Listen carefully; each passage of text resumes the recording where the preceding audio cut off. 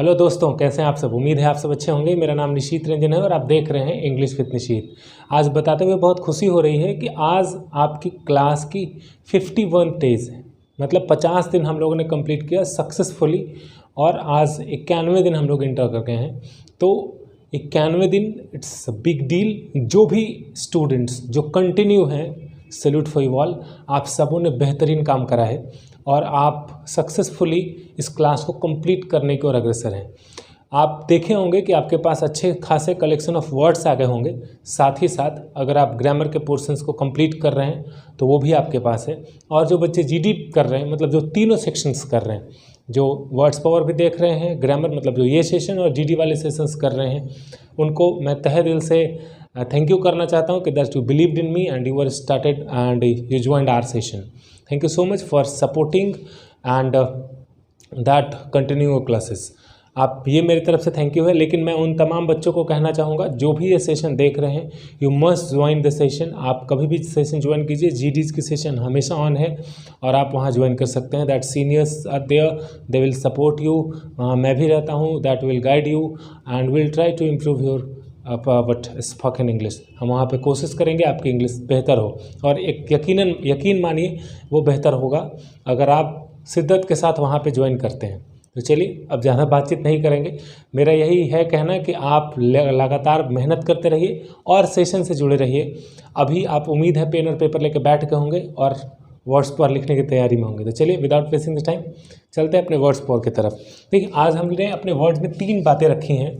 पहला तो हमारा वर्ड है, इसके साथ साथ उसकी फोनेटिक्स है और उसके बाद उसका मतलब है। कुछ वर्ड्स का 1-2 मतलब और लिखा गया है जिससे कि आप आसानी से समझ जाएं। आपको इस पे क्या करना है, आपको इस पे सेंटेंसेस बनाने हैं। आप इस पे सेंटेंस बना के भेजेंगे और फिर हम वो सेंटेंस आपको चेकआउट करके आपको वापस करेंगे कि ये सेंटेंस सही है नहीं है। अगर आप इसी के साथ अगर आपको कोई और डाउट है तो आप अपने 4 बजे वाले क्लासेस में जुड़ के वो अपना डाउट क्लियर कर सकते हैं, लेकिन रेगुलर करें, राइट। तो चलिए देखते हैं। जो पहला वर्ड है हमारा दैट इज़ फंडामेंटल। फंडामेंटल मतलब होता है मौलिक, है ना। आप फंडामेंटल राइट्स की बात करे होंगे, सुने होंगे। फंडामेंटल राइट्स जो होता है मौलिक अधिकार की बात करता है। यहाँ पे मौलिक है मतलब एक बेसिक जो बातें हैं, जो बेसिक चीज़ें हैं, उसको फंडामेंटल कहा जाता है। जो फंडामेंटल चीज़ है भाई वो तो तुम कम से कम अवेलेबल करा दो, है ना। तो फंडामेंटल क्या मतलब हुआ, जो बेसिक चीज़ है, बहुत इंपॉर्टेंट है, जो ज़रूरत वाली बातें हैं, जो सबसे इनिशियल जो ज़रूरत है लोगों का, ह्यूमन बीइंग का, उसे हम कहते हैं फंडामेंटल। फंडामेंटल राइट्स मतलब मौलिक अधिकार, जो हमारा राइट्स हैं, you must keep me, right, that is. Next word is फिरनल। फिरनल का मतलब होता है, फिरनल फायर आप समझते होंगे, या फिरनल मतलब होता है अंतिम संस्कार। जब कोई डेथ कर जाता है, डेथ करने के बाद जब उसका अंतिम संस्कार होता है, मरने के बाद जो हम ले जाते हैं उनको अंतिम संस्कार के लिए, है ना, वो वहाँ पे फिरनल फायर होता है, मुखाग्नि दी जाती है।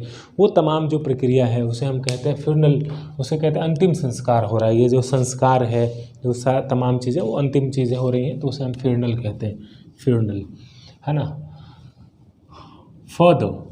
फर्दर का मतलब आगे, अहेड। कहते हैं ना कि चलो फर्दर देखते हैं आगे क्या होता है, राइट। फर्दर देखते हैं क्या होता है, तो फर्दर देखते हैं क्या होता है मतलब चलो देखते हैं आगे क्या होता है, राइट। तो फर्दर का मतलब यहाँ पे आगे से है, अहेड से है ना। उसी तरीके से यहाँ मौलिक का कुछ वर्ड लिखा हुआ है, एलिमेंट भी कह सकते हैं उसको, बेसिक कह सकते हैं। बेसिक का मतलब जो बुनियादी बातें हैं, बुनियादी चीज़ें हैं, उसकी बात करता है, राइट। तो यहाँ पे भी अहेड है मतलब आगे। गेन का मतलब होता है लाभ या बढ़त, जिसको आप कहते हैं कितना गेन हुआ, है ना। क्या एडवांटेज है, एडवांटेज मतलब भी हम वही कहते हैं। बेनिफिट क्या हुआ, प्रॉफिट क्या हुआ, these are the terms of what gain. ये सब साइनो है, आप इसको पढ़ सकते हैं और यहाँ से आप सेंटेंस बना सकते हैं। Next one is garbage. Garbage का मतलब होता है कचरा, है ना। गार्बेज नहीं पढ़ना है, it's not called garbage, what is the right word, how to pronounce in right way, that is garbage. garbage मतलब होता है कचरा, है ना। पंक कह सकते हैं, रबिश कह सकते हैं, ये सब क्या है। गार्बेज को आप इतने तरीक़ों से, कचरे को आप इतने तरीक़ों से डिनोट कर सकते हैं, बोल सकते हैं, that is garbage. Next one is gather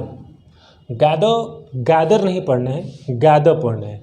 gather का मतलब होता है इकट्ठा करना, चीज़ों को एक साथ कलेक्ट करना या गैदर कर लो, एक जगह आ जाओ मस्ट, तो हम उसको कहते हैं इकट्ठा करना। तो गैदर कहा जाता है। Next one is generally. Generally मतलब आम तौर पे, है ना। जैसे हम लोग बातचीत में बहुत बार ये टर्म यूज़ करते हैं, आम तौर पे ऐसा देखा गया है, generally we have seen that, आम तौर पे ऐसा होता है जनरली। तो जनरली मतलब आम तौर पे, है ना। तो आपको क्या यूज़ करना है, जनरली। आम तौर के बोलने के बजाय इंग्लिश में क्या बोलेंगे, जनरली बोलेंगे, जो ज़्यादा यूज़फुल है। नेक्स्ट वन इज़ जेनरस, मतलब उदार, बड़ा जेनरस है, बहुत उदार है, बहुत लिबरल है, बहुत मतलब देखिए एक छवि होता है आदमी का, जो बहुत ही उदार होते हैं या बहुत लिबरल होते हैं। कहने का मतलब उनका ये है कि एक ऐसा व्यक्तित्व जिससे आप कुछ कहें, जो कुछ मांगे और वो बहुत ही विनम्रतापूर्वक आपको दे दे, बहुत ही आराम से आप तक पहुंचा दे और आपको उसमें कोई कठिनाई ना हो, है ना। आप किसी से कुछ उम्मीद करते हैं और आप बोलते हैं, वो बोलता है हाँ कोई दिक्कत नहीं है, ठीक है। तो ये उदार प्रवृत्ति, बोलते हैं ना बड़ा उदार है यार, बड़ा अच्छा आदमी है, बड़ा जेनरस है। तो that kind of term use in this. Next one is glance. Glance का मतलब होता है झलक। जैसे आप कभी फिल्म में देखते होंगे तो लेट्स हैव अ ग्लांस, या फिर जब आप न्यूज़ देखते हैं तो वहाँ पे भी glance, let's have a glance, जो झलक आती है। या फिर आप उसको कह सकते हैं कुछ झलक, तो बोलते हैं ना झलक दिखलाओ, है ना। तो वहाँ पे आप यूज़ करेंगे ग्लांस। या फिर उसको हम ग्लिम्पिस भी कह सकते हैं, पीप भी कह सकते हैं। That we can say glimpse as well as we can use the term peep, both that we can use for झलक। अब देखिए एक नया चीज़ आपको बता रहे हैं, गॉड को हम लोग तो गॉड ही बोलते हैं ना, भगवान, राइट। गॉड को भी से गॉड, लेकिन गॉड को गॉश कहते हैं, आपने सुना है गॉश। गॉड को इन बदले में हम गॉश का भी यूज़ करते हैं, गॉश, है ना। दैट वी से गॉश, भगवान होता है मतलब। जैसे ओ माई गॉड कहने के बजाय instead of saying oh my God we can say oh my gosh, है ना। वी कैन यूज़, और ये बड़ा यूज़ होता है। इट्स ये आजकल बोलचाल के भाषा में हम लोग बोलते हैं oh my gosh, I dropped my phone in the water. मैंने अपना फ़ोन जो है वो कहाँ ड्रॉप कर दिया, वाटर में ड्रॉप कर दिया, ओ माई गॉड। तो oh my god instead of saying oh my god people use oh my gosh. तो गॉश का मतलब भगवान, don't get confuse, the meaning of gosh is what, भगवान, राइट। गॉड का मतलब भगवान, गॉश का मतलब भगवान। तो यहाँ पे हम यूज़ करते हैं गॉश भगवान के लिए। चलिए, उम्मीद है ये सारे वर्ड्स आपको पसंद आए होंगे। इसमें बहुत सारे ऐसे वर्ड्स हैं जो आपको पता नहीं होगा, तो आप इसको नोट डाउन करें, सारे वर्ड नोट डाउन करें, सारे पे सेंटेंसेस बनाएं और सेंटेंस बनाने के बाद हमें भेज दें। टेलीग्राम कर सकते हैं आप, टेलीग्राम का जो नंबर है वही है। आप व्हाट्सएप कर सकते हैं, व्हाट्सएप का नंबर आपके पास होगा, इसमें दिया रहता है, और व्हाट्सएप का नंबर भी, तो आप जहाँ चाहें वहाँ पे आप वो भेज सकते हैं। चलिए, अब हमारा वक्त हो गया है ग्रामर सेक्शन की तरफ चलने का। ग्रामर सेक्शन में जैसा मैंने कहा था कि कंजंक्शन पढ़ना है, तो आइए बात करते हैं कंजंक्शन में अदरवाइज़ का। देखते हैं अदरवाइज़ का यूज़ कैसे करते हैं।